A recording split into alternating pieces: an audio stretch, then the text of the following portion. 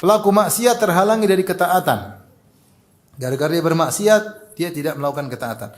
Wa min hirmanu ta'ah falau lam yakun lidzambi uqubatun illa annahu yufawwitu ala fa'ilihi ta'atan aw ta'atin yuhmadu aqibatuha wa tanfa'uhu ahwaja ma yakunu ilaiha. Ya.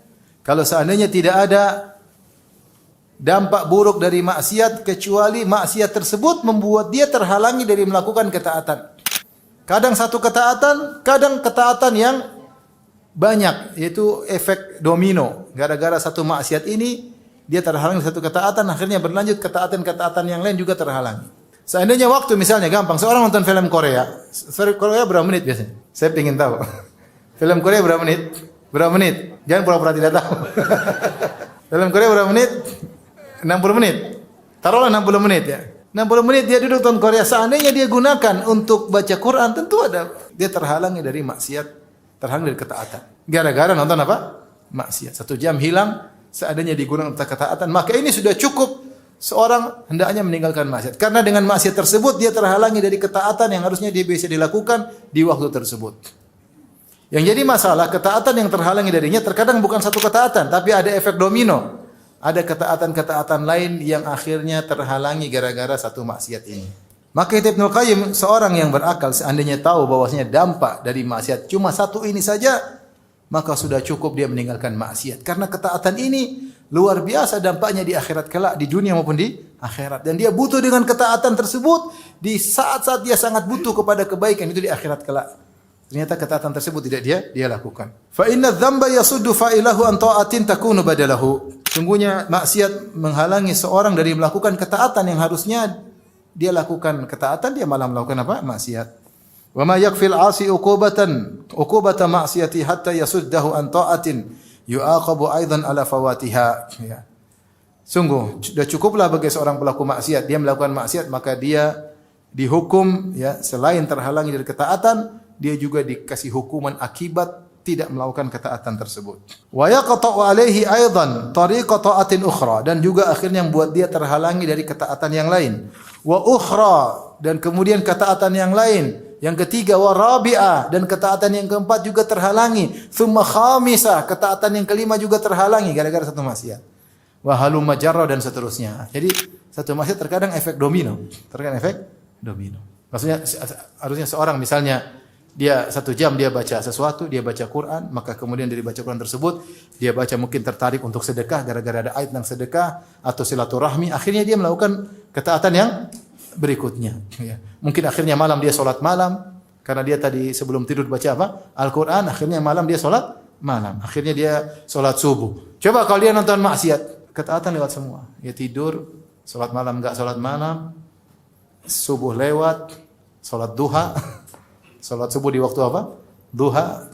Salat qobliyah jadi ba'diyah. Lanjut. Pagi-pagi bangun hati menjadi apa? Kering. Lupa silaturahmi, lupa sedekah. Ini contoh, maksudnya satu maksiat bisa menghalangi dari ketaatan, efek domino juga terkadang panjang.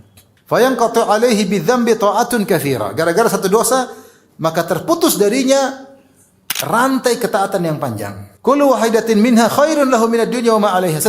Setiap kebaikan yang terhalangi darinya lebih baik daripada dunia dan seisinya. Gara-gara nonton film Korea, dia tidak salat malam. Salat malam ini lebih baik daripada dunia dan seisinya. Yang dia lakukan mungkin setengah jam, 1/4 jam, 1 jam, lebih baik daripada dunia dan seluruh seisinya.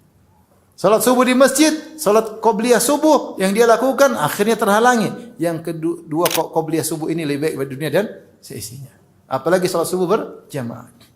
Apalagi zikir setelah subuh, zikir setelah subuh, kemudian dia sholat duha. Semua lewat gara-gara tadi malam dia bermaksiat. Betapa banyak ganjaran yang hilang darinya.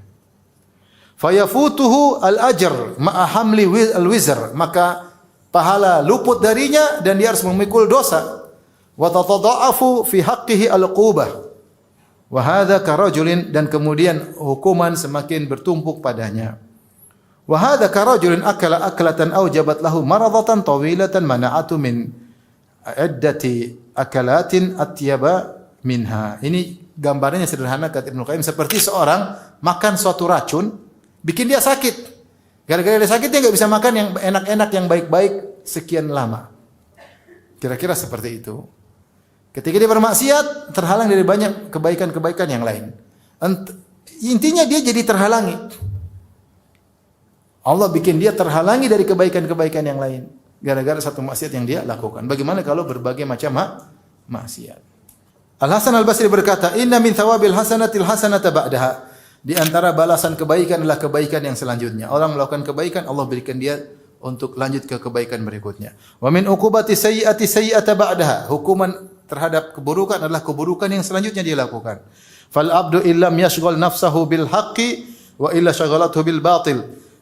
Seorang kalau tidak menyibukkan hatinya untuk kebaikan, maka hatinya akan menyibukkan dia untuk kebatilan. Fallahul musta'an. Ini yang kata disebutkan dari sebagian orang, al-waqtu kasayf illam taqta'uhu qata'aka. Waktu itu seperti apa? Pedang. Kalau kau tidak patahkan pedang tersebut yang akan menebasmu. Artinya waktu kalau kau tidak gunakan untuk kebaikan, maka kau bisa gunakan dia untuk apa? Keburukan. Dia akan menjebakmu untuk melakukan kemaksiatan. Maka dalam hidup ini kita berusaha bikin jadwal yang menjebak kita pada kebaikan-kebaikan. Ya. Jika tidak nongkrong melamun, akhirnya mulai kepo, akhirnya terjumus dalam apa? Maksiat. Nonton ini. Coba seorang kalau lihat maksiat setengah jam, 1 jam, saya coba cek hatinya. Hatinya tadi sebelum nonton maksiat dengan setelah nonton maksiat pasti sudah berubah. Pasti sudah berubah. Ada kesenjangan dengan Allah Subhanahu wa taala. Ada ketidaknyamanan dengan Allah Subhanahu wa taala. Pasti sudah berubah. Ya. Dan itu sebagai contoh bahwasanya dampak maksiat itu secara langsung. Dampak maksiat secara langsung. Sementara kalau dia satu jam dia baca Quran, coba dia cek hatinya sebelum baca Quran dengan baca Quran, pasti ada kebahagiaan. Pasti langsung, tidak terlambat. Langsung dia bahagia. Dampak ketaatan yang langsung dia rasakan seketika itu juga.